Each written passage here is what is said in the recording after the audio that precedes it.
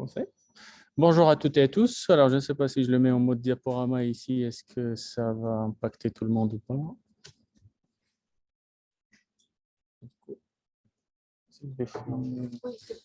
Ouais, chez nous, ça marche, mais pas chez toi, on a distance. Okay. Il y a une technique, mais je ne sais pas c'est laquelle sur Zoom, donc je peux me remettre en normal. OK, bonjour à toutes et à tous. Alors, après ce déjeuner, du coup, pour digérer, on va parler théorie. Alors, l'idée de ce papier-là, en fait, c'est un travail issu de ma thèse d'il y a quelques temps, que j'avais laissé de côté, que j'ai repris il y a quelques temps. La réflexion initiale, elle est faite sur l'histoire de la comptabilité, comment faire cette histoire-là, en fait. Et en discutant avec Cédric un peu, on a j'ai envie de dire, des croisements au niveau de la réflexion sur, tiens, pour l'histoire de la pensée managériale, est-ce qu'il n'y a pas des choses qui peuvent nous être utiles, en fait, dès ce qui a été fait sur l'histoire de la comptabilité.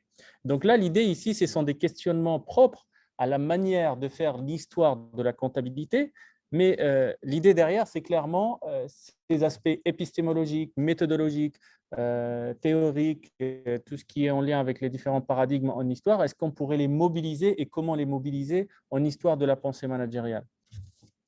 Alors, rapidement, hein, c'est une présentation classique avec le contexte de l'étude, problématique, la méthode et les résultats. Alors, la question centrale sur laquelle j'ai essayé de porter cette réflexion, c'est à qui et à quoi sert la comptabilité? A priori, une question simple. Hein. Mais quand on regarde un peu plus en détail derrière ces questions simples, souvent, on a une divergence. Alors, ça dépend, j'ai envie de dire, des lunettes qu'on porte, on va avoir des réponses différentes. Et l'idée, c'est d'aller voir les différentes réponses apportées à cette question-là pour se dire que finalement, quand on parle de l'histoire d'une technique liée à la pensée managériale, il n'est pas évident de trancher en fait la réponse. Il est parti là. C'est celui-là, il me semble. Ou sinon, cette petite barre qui est là. Zut, c'est parti, je voulais le mettre plus grand. Agrandir l'écran? Ouais. Okay. Il est là. Ouais, parce que c'est. Okay. Pardon. Voilà, là, c'est pas, ça reste comme ça. Okay. Là. Voilà. Bon. Ça reste, il voit toujours et tout le monde voit. J'ai fait exprès, en fait. Le PowerPoint, c'est juste une petite canne, mon petit support. C'est moi le principal ici, pas mon concurrent, le PowerPoint. Donc, alors, je disais, c'est une question à qui à quoi sert la comptabilité qu'on trouve au cœur des débats. À l'époque, c'était au niveau de l'autorité de régulation des normes comptables qui se posait cette question-là. Les professionnels autour de ce qu'on appelle les normes internationales, l'International Accounting Standard Board également, c'est lui qui élabore les normes IAS-IFRS, normes internationales de comptabilité, se pose également cette question-là, et aussi d'autres travaux en fait qui alors, la question, on peut dire que c'est, Marc Nikitin parle souvent des dilemmes récurrents. Elle existe depuis un moment, cette question, mais à chaque fois, les réponses qui sont apportées dépendent des paradigmes employés, du cadre spatio-temporel en fait, dans lequel elle est posée. Alors, pour essayer de voir les réponses qui ont été apportées à travers les différents travaux, j'ai fait tout simplement une petite interrogation sur les bases de données bibliographiques qu'on a à l'université. Et donc, ça m'a permis d'identifier un certain nombre d'articles que j'ai triés après manuellement pour voir ceux qui traitent en fait de cette question-là, en fait, les usages et les fonctions de la comptabilité. Quels sont les principaux résultats? Là, l'idée, c'est de dire clairement par rapport aux questionnements qui ont été faits autour des usages et fonctions de la comptabilité, j'ai pu faire une sorte de grille de lecture ou une grille d'analyse sur les typologies de questionnement en histoire de la comptabilité. On peut imaginer ce même travail-là en histoire de la pensée managériale, les différents questionnements qui peuvent exister. Alors, tout à l'heure, les collègues ont évoqué pas mal de pistes de recherche. Maintenant, je suis peut-être sur une vision un peu plus globale en disant on peut s'intéresser à l'identité des personnes, on peut s'intéresser au processus, le comment et les finalités. Les thématiques qu'on peut avoir, c'est l'histoire des ingénieurs, les histoires des entreprises. Donc ça, c'était des questionnements liés à l'histoire de la comptabilité. avec quelques exemples, comment expliquer la dominance des ingénieurs sur la comptabilité des entreprises, typiquement pour le cas français, une thématique sur laquelle il y a eu pas mal de travaux, mais qui reste toujours d'actualité.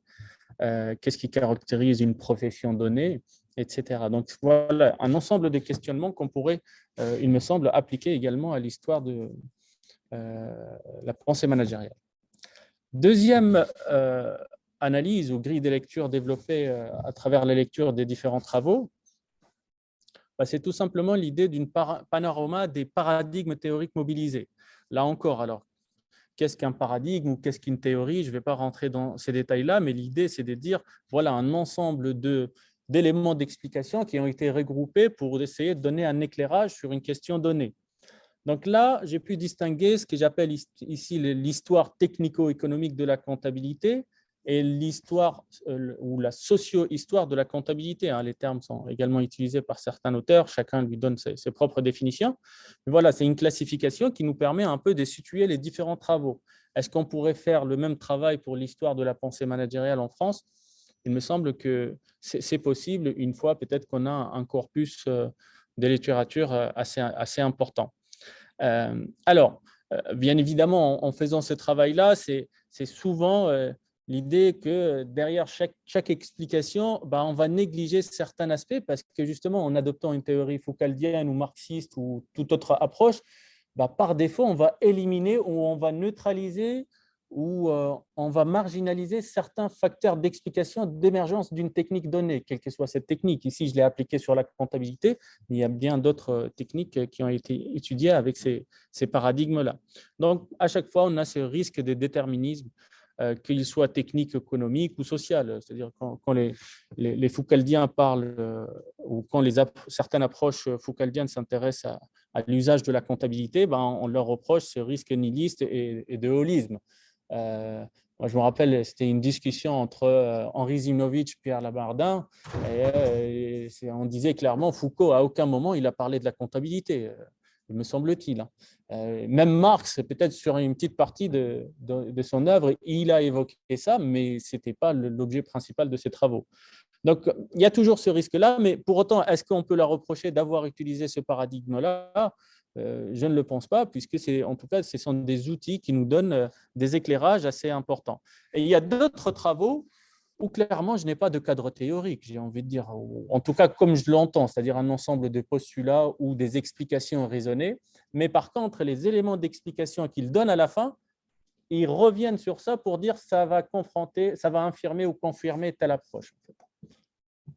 Alors l'idée ici, pour moi, c'est comment on pourrait faire en fait pour expliquer un phénomène donné, là ici c'est la comptabilité comme un aspect de l'histoire managériale, sans pour autant pêcher dans une sorte de déterminisme, quelle que soit sa nature en fait, qu'il soit technique, social. Comment faire en fait pour à la fois cerner l'usage ou le développement d'une technique, tout en regardant vraiment ses aspects, son interaction dans la société, mais son interaction interne. Alors, il y a des travaux que j'ai mobilisés qui me semblent intéressants de voir, en tout cas de mon point de vue. À la première question, qu'est-ce qu'une bonne théorie? Moi, je n'ai pas de réponse, clairement. Et moi, je parlerai, comme je vous l'ai dit tout à l'heure, d'un ensemble d'explications raisonnées plutôt que d'une bonne théorie, parce qu'un jour ou un autre, vous aurez quelqu'un qui va vous dire cette théorie-là, elle ne fonctionne pas, il va la remettre en question. Et de toute manière, on a différents faits qui relèvent de différentes théories et les résultats sont aussi bons, en fait. Alors, il y a une équipe qui s'est amusée à faire un travail assez intéressant. C'était Breyer, Fleischmann et McVie. Alors, un, c'est foucaldien, le dernier, l'autre marxiste et l'autre néoclassique. Ils ont dit, OK, on va régler cette histoire-là. On va prendre les mêmes archives sur la même période pour la même entreprise et chacun y porte ses propres lunettes, marxien, foucaldien, néoclassique. Et on va voir ce que ça va donner. Comme ça, on ne dira pas, tiens, on n'a pas utilisé les mêmes matériaux, etc. Les résultats de cette expérience-là nous disent, finalement, j'ai envie de dire, presque tout le monde a raison.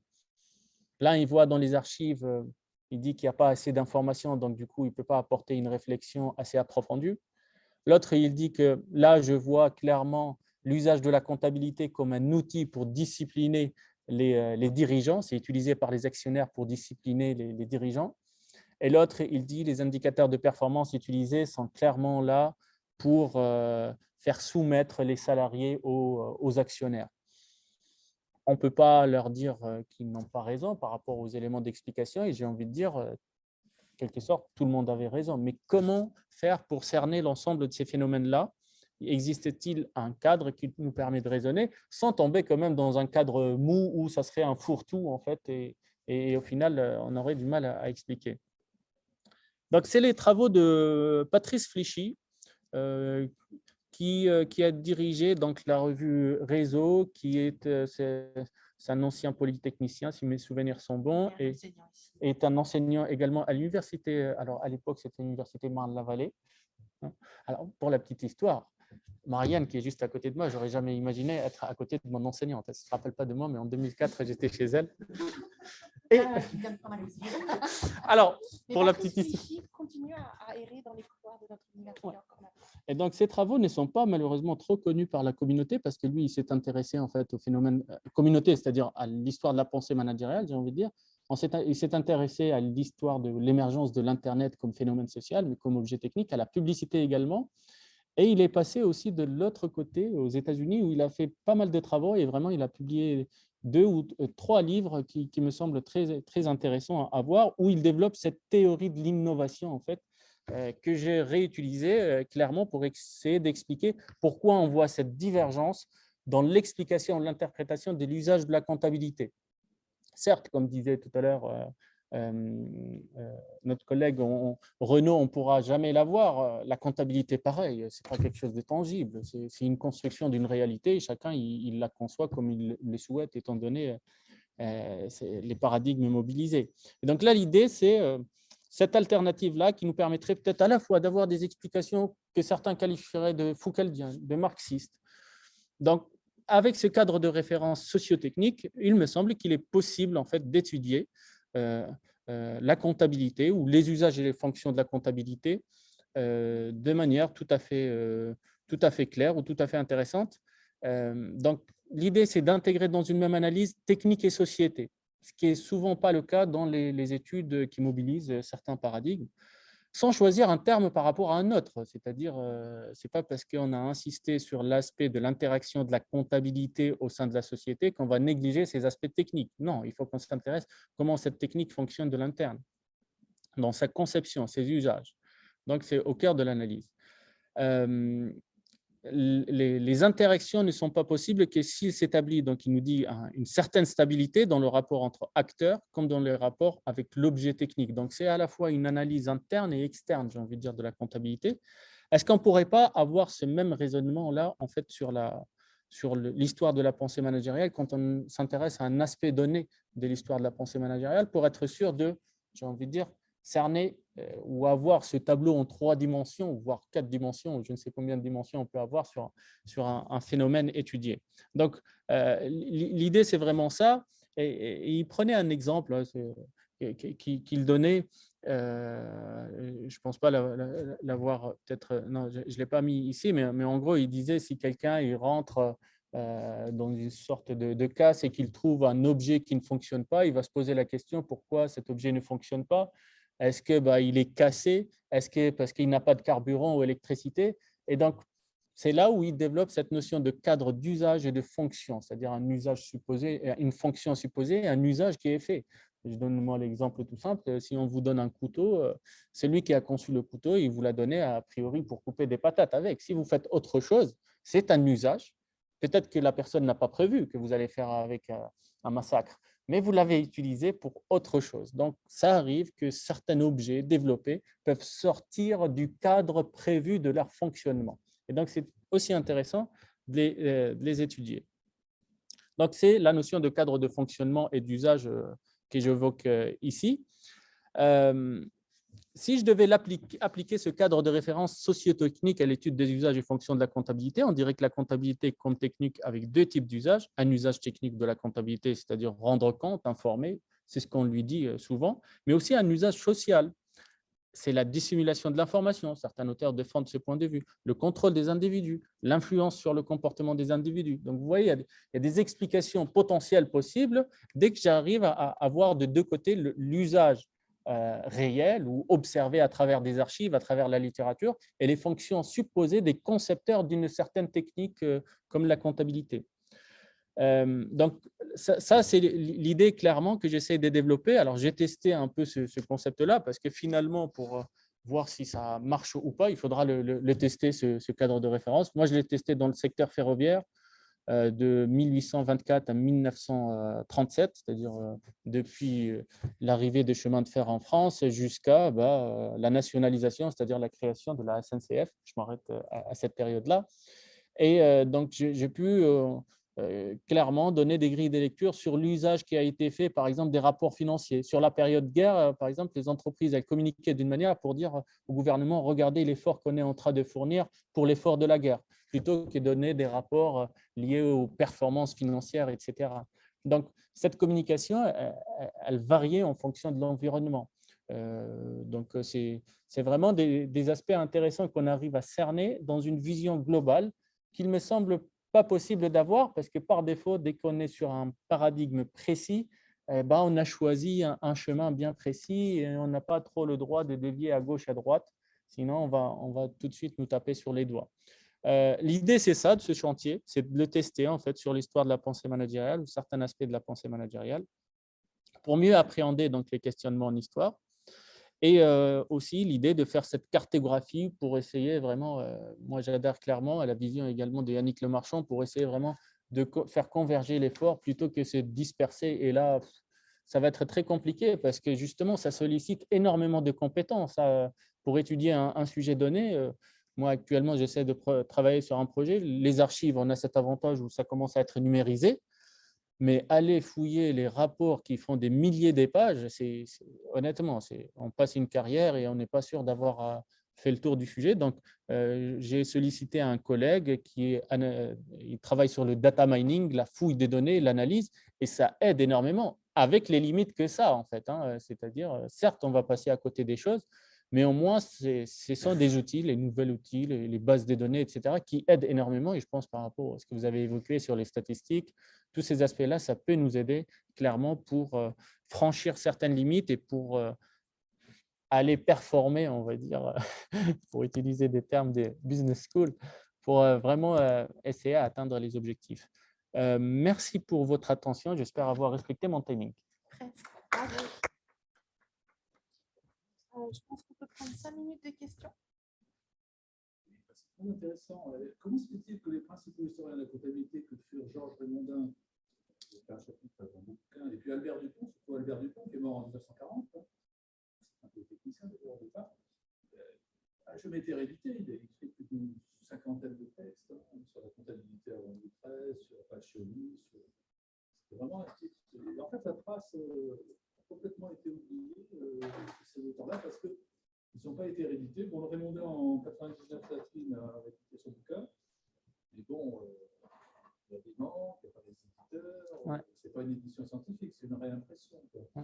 Et Albert Dupont, alors là, il y a son fils qui a fait la biographie, j'avais publié dans ma revue, de partie de son père. Mais à part ça, complètement oublié. Ouais. C'est étonnant de perdre la mémoire des principaux fondateurs de la discipline, de l'histoire de la comptabilité. C'est clairement, c'est vraiment intriguant parce que pareil pour moi, c'est à chaque fois on nous fait découvrir nos auteurs en fait. Souvent ça arrive, même avec Foucault ou d'autres. Moi j'ai par exemple un certain Belper qui a travaillé sur les calculs de coûts en 1894, belge, qui a fait un ouvrage là-dessus de 300 ou 400 pages qui explique ce que c'est les sections homogènes, pour le dire clairement. J'ai un tableau de répartition de charges indirectes à l'intérieur. Clairement. Et donc, du coup, ce travail-là, je le trouve d'abord cité par les Américains, et après, c'est-à-dire à chaque fois, il y a cette histoire comme si… C'est vraiment intriguant, c'est-à-dire les Américains, ils vont consulter quelque chose qu'on a chez nous, et on ne découvre ça que si… voilà, ça reste toujours intriguant pour moi. En fait, c'est un phénomène qu'on observe et que d'autres collègues observent, il me semble, à chaque fois, que, surtout sur les calculs de coûts en secteur ferroviaire. clairement, les premiers travaux, c'était fait ici par les ingénieurs de l'école des ponts et de l'école des mines, qui partaient souvent aux États-Unis et ils revenaient avec les aspects techniques liés au métier, mais tout ce qui est calcul de coûts, c'était bien poussé ici avant même les États-Unis. Voilà, je n'ai pas d'explication encore plus. On a le temps de prendre une dernière question. Les avantages de savoir concrètement tu vois quel mythe, parce que moi, ce que je vois chez les historiens, je pense que le cœur de l'histoire, en fait, c'est de rendre compte de l'évolution des catégories. Typiquement, dans le data analytics, il faut quand même balancer un intel dans le système pour dire voilà, va me chercher, on sera comptabilité partie double. On va chercher celle de voilà, 1703 occurrences. Et en fait, ce qui est intéressant avec l'histoire, c'est justement de se rendre compte que avant, ça se passait autrement. Et justement, le data mining est inopérant, puisque. Donc, voilà, je voulais savoir comment tu apportes cette enjeu méthodologique qui est, en fait, pour moi, avec l'open source, c'est le périsse méthodologique de l'anachronisme. Là, le data mining, c'est vraiment. C'est ça, et clairement, comme ça a été rappelé, je pense, tout au long de la journée, d'où l'importance de cette interdisciplinarité et d'aller voir d'autres.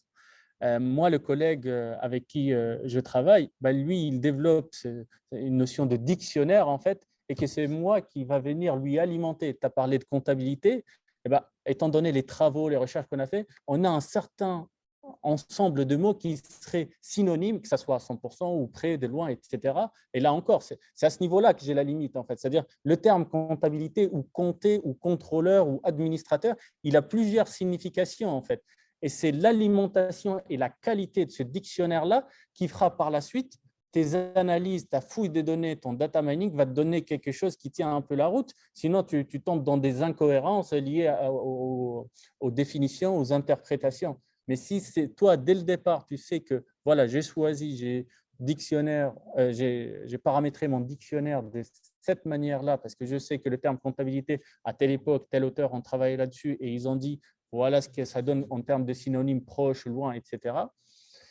C'est possible. Et après, ce qui est l'avantage, ils appellent ça peut-être l'intelligence artificielle, c'est de lui donner la possibilité à la machine de nous sortir de la segmentation ou de clustering qu'elle pourrait nous proposer, que nous, on ne pourra pas voir parce que c'est impossible pour nous de compter l'occurrence d'un mot dans 1000, d'un mot ou bien de ses synonymes proches ou loin, etc.